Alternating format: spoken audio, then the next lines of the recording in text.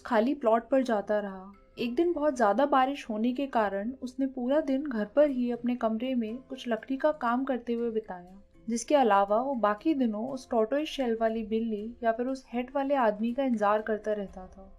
दिन के खत्म होने पर वो उन सभी लोगों को घर जाकर अपडेट देता था जिन्होंने उसे बिल्ली ढूंढने के लिए हायर किया था। वो उन्हें बताता था कि वो कहाँ कहाँ गया और उसको क्या क्या इन्फॉर्मेशन मिली। बिल्लियों के मालिक नकाता को 3000 युआन देते थे, जो कि उसकी फीस थी।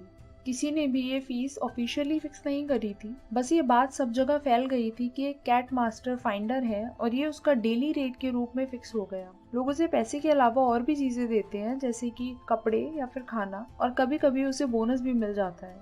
नकाता के पास हमेशा ही बिल्ली ढूंढने का काम नहीं होता है, तो ये पैसे कुल मिलाकर बहुत ज्यादा नहीं होते हैं। उसके दोनों भाइयों में से एक उसकी जरूरत पूरी करने के लिए उसके वसीयत के हिस्से में से उसे पैसे दे दिया करता है, जो कि बहुत ज्यादा नहीं होते। तो वो अपनी सेविंग्स के पैसों और म्युनिसिपल से मिलने वाली मंथली सब्सिडी पर गुजारा करता है। ज्यादातर वो सब्सिडी पर ही गुजारा कर लेता है, तो वो बिल्लियों को ढूंढकर मिलने वाले पैसों को जैसे उसका मन चाहे वैसे खर्च कर सकता है। कभी कभी उसे कोई आइडिया नहीं होता है कि वो उन पैसों को कहाँ खर्च करे, तो वो ग्रिल्ड ईल एंजॉय करता है। बैंक में जाने या पोस्ट ऑफिस में सेविंग अकाउंट खोलने पर फॉर्म फिल करना पड़ता है, तो वो बचे हुए पैसे अपने कमरे में छुपा कर रखता है। बिल्लियों से बात करना नकाता का एक छोटा सा सीक्रेट है, सिर्फ वो और बिल्लियां इसके बारे में जानती हैं। अगर वो लोगों को बताएगा तो वो उसे पागल समझेंगे। लोग जानते हैं कि वो बहुत ब्राइट नहीं है, मगर डम्ब होने और पागल होने में आखिरकार अंतर होता है। कभी कभी जब वो बिल्लियों के साथ बहुत गहरी बातचीत में व्यस्त होता था, तब लोग उसके पास से गुजरते जरूर थे, मगर उन्हें फर्क नहीं पड़ता था, क्योंकि बूढ़े लोगों का जानवरों से बात करना उतना भी अजीब नहीं है। अगर कोई नकाता से इसके बारे में पूछता भी था तो वो बस मुस्कुराकर टाल देता था। नकाता हमेशा सीरियस और तमीज के साथ चेहरे पर एक मुस्कान लिए रहता है और एरिया के घरों में काफी फेमस है। उसकी साफ सफाई भी इसमें काफी मदद करती है। नकाता गरीब है, मगर उसे नहाना और कपड़े धोना बहुत अच्छा लगता है और उसके क्लाइंट्स द्वारा दिए गए लगभग नए से कपड़े उसमें 4 चांद लगा देते हैं। तो नकाता रोजाना की तरह ही मिसेस कोइजुमी को गोमा की रिपोर्ट देने जाता है। वो उनसे कहता है कि नकाता के पास फाइनली गोमा की एक खबर है। एक इंसान जिसका नाम कावामूरा है, उसने कुछ दिन पहले गोमा के जैसी बिल्ली को पास के ही एक खाली प्लॉट पर देखा था। उस बिल्ली की एज, कोट और कॉलर सब गोमा जैसा ही था। वो मिसेस कोइजुमी को आगे बताता है कि नकाता उस खाली प्लॉट पर रोजाना जाता है। वो अपने साथ लंच ले जाता है और सूर्योदय से लेकर सूर्यास्त तक वहाँ बैठता है, और वो इस चीज की फिक्र ना करें क्योंकि उसके पास बहुत समय होता है। तो बस जब तक बारिश ना हो तब तक उसे कोई दिक्कत नहीं होती, मगर अब अगर उन्हें गोमा की जरूरत ना हो तो वो उसे बता सकती है और वो उसे ढूंढना बंद कर देगा। नकाता मिसेस कोइजुमी को ये नहीं बताता कि कावामूरा एक भूरी पट्टी वाली बिल्ली है, बल्कि वो उसे इंसान बताता है, क्योंकि इससे बात और कॉम्प्लिकेटेड हो जाती। मिसेस कोइजुमी नकाता का शुक्रिया अदा करती हैं। उनकी दोनों बेटियां गोमा के खोने के बाद से बहुत दुखी थी और उन्हें भूख लगनी भी बंद हो गई थी। वो खुद से ढूंढ नहीं सकती थी, तो नकाता जैसे इंसान से मिलकर उन्हें बहुत खुशी हुई थी, जो कि अपने बेस्ट पॉसिबल तरीके से गोमा को रोजाना ढूंढ सकता था, वो भी सिर्फ 3000 युआन के लिए। उन्होंने मन में ये भी सोचा था कि नकाता जैसा बूढ़ा आदमी किसी को धोखा कैसे ही दे पाएगा, तो उन्होंने नकातो को एक एनवेलप दिया और एक टपरवेयर में सब्जी, चावल और आलू भी दिए।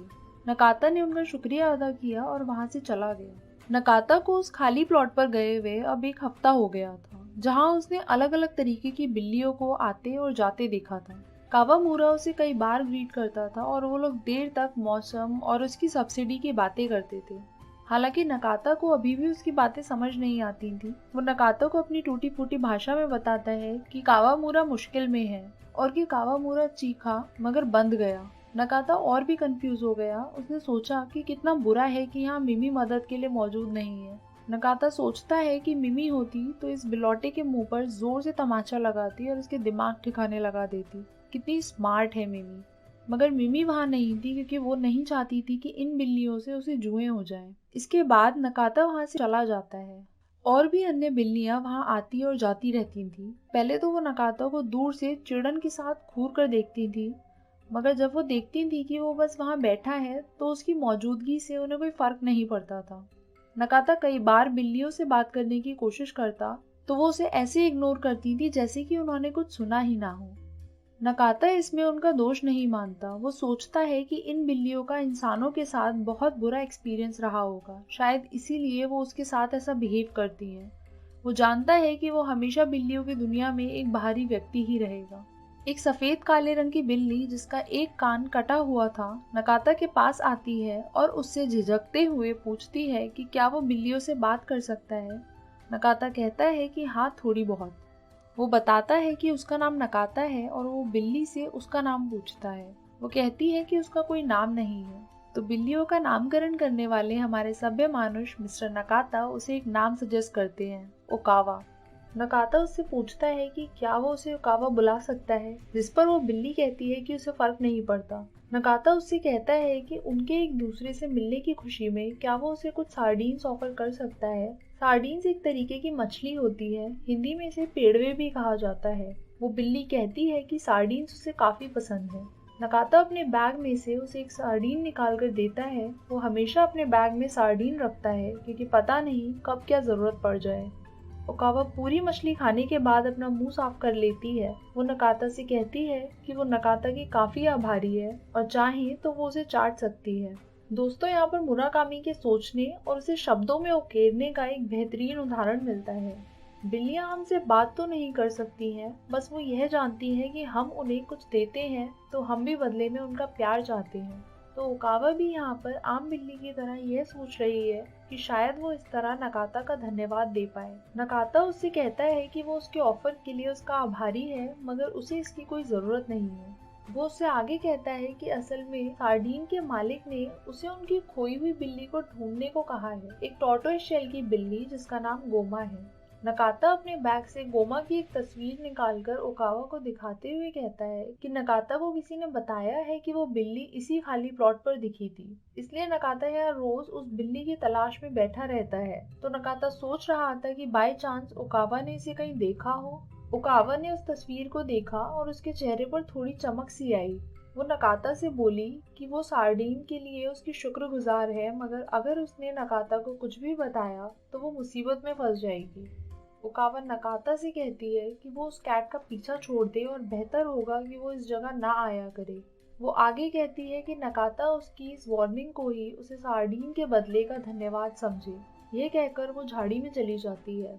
नकाता अपने थर्मस से चाय निकालकर पीने लगता है और सोचता है कि ओकावा ने उससे कहा कि इस जगह पर आना खतरनाक है, मगर नकाता इमेजिन नहीं कर पा रहा किस तरीके से। वो तो बस एक खोई हुई बिल्ली को ढूंढने आता है। हो सकता है कि यह उस बिल्ली पकड़ने वाले से रिलेटेड हो जिसके बारे में कावामूरा ने बताया था, मगर वो तो एक इंसान है तो उसे इससे क्या ही खतरा होगा। मगर दुनिया तमाम चीजों से भरी पड़ी है जिन्हें नकाता सोच भी नहीं सकता, तो वो ज्यादा सोचना भी बंद कर देता है। वैसे भी उसके जैसे दिमाग के साथ ज्यादा सोचने से अगर उसे कुछ मिलेगा तो वो है सिर्फ सिरदर्द। नकाता अपनी चाय की आखिरी सिप लेकर अपना थर्मस बंद करके बैग में रख लेता है। ओकावा के जाने के बाद काफी देर तक वहाँ कोई और बिल्ली नहीं आई, बस कुछ तितलियां और गौरैया वहाँ उड़ रही थी। नकाता बीच बीच में कई बार झपकी ले रहा था। सूरज की स्थिति देखकर वो समय का अनुमान लगा सकता था। अब लगभग शाम हो चली थी और जहाँ नकाता बैठा था वहाँ पर एक डॉग आकर खड़ा हो गया। वो एक बड़ा काले रंग का डॉग था जो आगे की तरफ को झुका हुआ सा था। जहाँ से नकाता उसे देख रहा था वहाँ से वो उसे डॉग कम और गाय का बच्चा ज्यादा लग रहा था। नकाता को डॉग्स की ब्रीड के बारे में ज्यादा नहीं पता, मगर जिस तरह ये डॉग उसे देख रहा था इससे अंदाजा लगाया जा सकता था कि वो एक खतरनाक वैरायटी है। ये उस तरीके का था जिस तरीके के डॉग्स मिलिट्री के K9 कॉर्प्स के द्वारा यूज किए जाते हैं। उस डॉग की आंखें बिल्कुल एक्सप्रेशनलेस थी। उसके मुंह के चारों तरफ की स्किन ऊपर उठ गई थी जिससे उसके गंदे नुकीले से दांत दिखाई दे रहे थे। वो डॉग वहाँ खड़ा होकर नकाता को एकदम शांत तरीके से एकटक देख रहा था। नकाता भी चुप था। उसे डॉग से बात करना नहीं आता और वो सिर्फ बिल्लियों से बात कर सकता है। नकाता ने हल्के से सांस ली, मगर वो डरा हुआ नहीं था। उसे बहुत अच्छे से पता था कि उसका सामना एक शत्रु जैसे गुस्सैल जानवर के साथ है।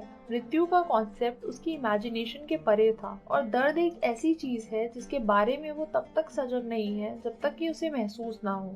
एक कॉन्सेप्ट के रूप में दर्द के कोई मायने नहीं होते।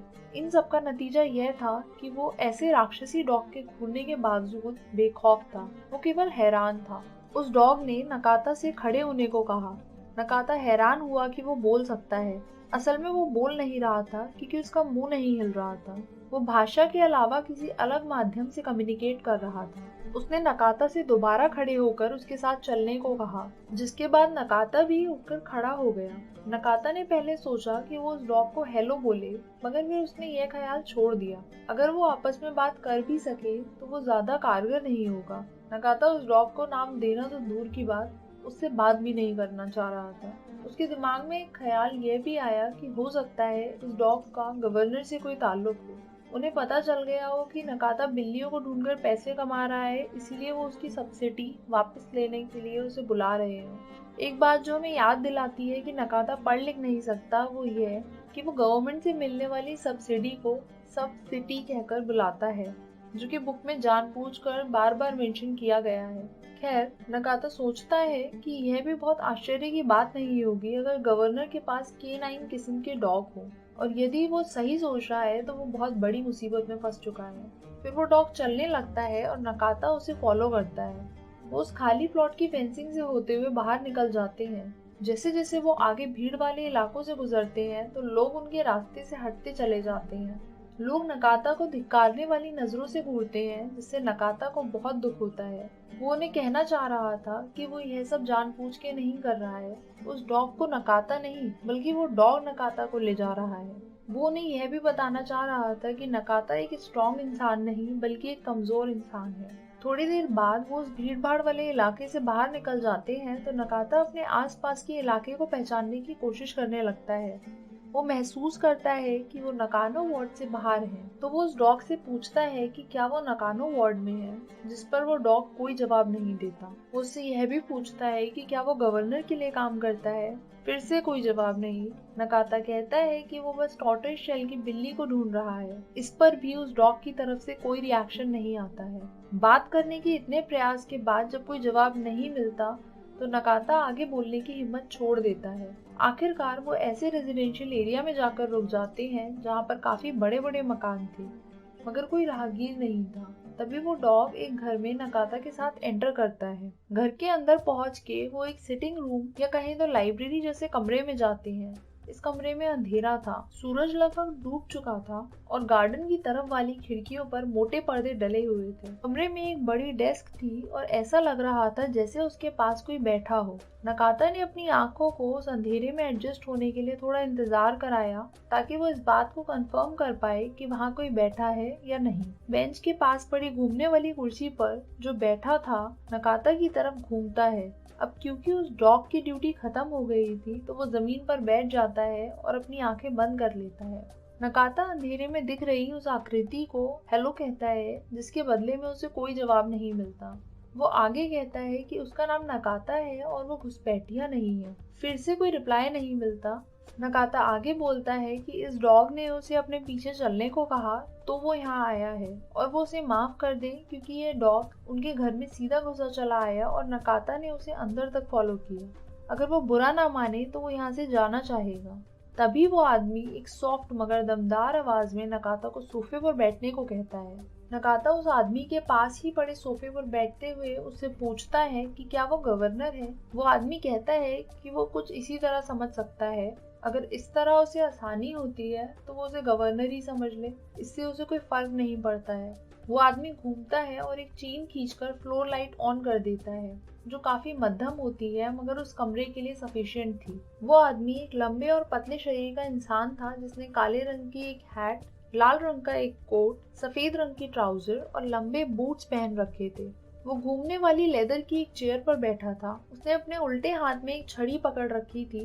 उसकी हैट को देखकर नकाता ने सोचा कि जरूर ये ही वो बिल्ली पकड़ने वाला इंसान है। वो आदमी नकाता से पूछता है कि क्या उसने उसे पहचाना, जिस पर नकाता कहता है कि उसने उसे नहीं पहचाना। वो आदमी दोबारा पूछता है कि क्या वो श्योर है। नकाता कहता है कि वो मेंशन नहीं कर पाया, मगर नकाता काफी ब्राइट नहीं है और वो श्योर है कि उसने उसे नहीं पहचाना। वो आदमी अपनी चेयर से उठता है और नकाता के पास जाकर उससे फिर पूछता है कि क्या उसने उसे पहले कभी नहीं देखा। नकाता कहता है कि वो उसे माफ करे अगर उसने उसे नहीं पहचाना। वो आदमी कहता है शायद वो विस्की नहीं पीता है, इसीलिए उसने उसे नहीं पहचाना। नकाता उसे बताता है कि ना तो वो ड्रिंक करता है और ना ही स्मोक करता है, वो सब्सिडी पर सरवाइव करता है, तो वो ये सब अफोर्ड नहीं कर सकता। फिर वो आदमी विस्की का एक ग्लास उठाता है और एक सिप लेते हुए नकाता से पूछता है कि कहीं वो माइंड तो नहीं करेगा, जिस पर नकाता कहता है कि वो माइंड नहीं करेगा और वो फ्री महसूस करे। वो नकाता का शुक्रिया कहता है और वापस अपने क्वेश्चन को कंटिन्यू करता है कि क्या वाकई नकाता ने उसको नहीं पहचाना। नकाता फिर वही जवाब देता है कि वो उसे नहीं जानता है। वो आदमी नकाता को बताता है कि उसका नाम जॉनी वॉकर है और वो अपनी शेखी नहीं बखारना चाहता, मगर वो सारी दुनिया में मशहूर है। वो आगे कहता है कि वो असली जॉनी वॉकर नहीं है, बस उसने जॉनी वॉकर की वेशभूषा और नाम को अडॉप्ट किया है। हालांकि नकाता जॉनी वॉकर के नाम से परिचित है, मगर वो समझ नहीं पाता कि वो आदमी क्या कहना चाह रहा है। वो उससे पूछता है कि क्या वो कोई फॉरेनर है। जॉनी वॉकर कहता है कि वो चाहे तो उसे फॉरेनर समझे और चाहे तो ना समझे, क्योंकि दोनों ही बातें सच हैं। नकाता ये सब सुनकर कम्प्लीटली लॉस्ट हो चुका था। वो जॉनी वॉकर से पूछता है कि तो फिर वो फॉरेनर भी है और फॉरेनर नहीं भी है, क्या वो यही कहना चाह रहा है। जॉनी वॉकर कहता है कि वो ठीक समझा। नकाता पूछता है कि क्या उसने ही इस डॉग को नकाता को यहाँ बुलाने के लिए भेजा था। जॉनी वॉकर कहता है कि हाँ, उसी ने भेजा था। नकाता कहता है कि इसका मतलब ये है कि उसे नकाता से कुछ पूछना है। जॉनी वॉकर कहता है कि पूछने से कहीं ज्यादा। और जैसा कि उसे समझ आया कि नकाता उसका वहाँ खाली प्लॉट पर कई दिनों से इंतजार कर रहा था। नकाता उसे बताता है कि वो उसका इंतजार इसीलिए कर रहा था क्योंकि उसे एक खोई हुई बिल्ली के बारे में पूछना था। जॉनी वॉकर पूछता है कि तो फिर वो उसे खोई हुई बिल्ली की वजह से मिलना चाहता था। नकाता कहता है हाँ, मिसेस कोइजुमी ने नकाता को गोमा को ढूंढने के लिए बोला था और वो उसे 10 दिन से भी ज्यादा से ढूंढ रहा है। वो जॉनी वॉकर से पूछता है कि क्या वो गोमा को जानता है। जॉनी वॉकर कहता है कि वो उसे बहुत अच्छे से जानता है। नकाता पूछता है कि क्या उसे पता है कि वो कहाँ होगी। जॉनी वॉकर कंफर्म करता है कि वो जानता है। नकाता का मुंह थोड़ा खुला रह जाता है। वो जॉनी वॉकर की सिल्क हैट को देखता है और फिर उसके मुंह को देखता है और पूछता है कि क्या वो पास में ही है। जॉनी वॉकर हाँ में सर हिलाकर कहता है हाँ, बहुत पास। नकाता पूरे रूम को घूर कर देखता है, मगर उसे कहीं भी कोई बिल्ली नजर नहीं आ रही थी। और फिर वो जॉनी वॉकर से पूछता है कि क्या वो गोमा को अपने साथ घर ले जा सकता है। जॉनी वॉकर अपनी एक आईब्रो चढ़ाकर कहता है कि ये सब उस पर निर्भर करता है। नकाता पूछता है कि क्या नकाता पर। जॉनी वॉकर कंफर्म करते हुए कहता है हाँ, नकाता पर। या तो वो अपना मन बना ले और गोमा को अपने साथ ले जाए और मिसेस कोइजुमी और उनकी बेटियों को खुश कर दे, या फिर वो उसे कभी भी वापस ना ले जा पाए और उनके दिलों को तोड़ दे, और उसे नहीं लगता कि वो ऐसा करेगा। नकाता कहता है कि नहीं, नकाता उन्हें निराश नहीं करना चाहेगा। जॉनी वॉकर कहता है कि वो भी उन्हें निराश नहीं करना चाहता। नकाता पूछता है तो फिर वो इसके लिए क्या करे। जॉनी वॉकर अपनी स्टिक को घुमाकर कहता है कि वो चाहता है नकाता उसके लिए कुछ करे। नकाता पूछता है कि क्या वो उसके लिए कुछ कर सकता है। जॉनी वॉकर कहता है कि वो उसे ऐसा कुछ करने को नहीं कहेगा जो कि इम्पॉसिबल हो, बल्कि ऐसा कुछ जो कि वो कर सके। नकाता कहता है कि वो ठीक कह रहा है। तो जॉनी वॉकर आगे कहता है कि रूल के मुताबिक हर थ्योरी के लिए एक काउंटर एविडेंस होता है। नकाता उससे माफी मांगते हुए उसे और समझाने को कहता है।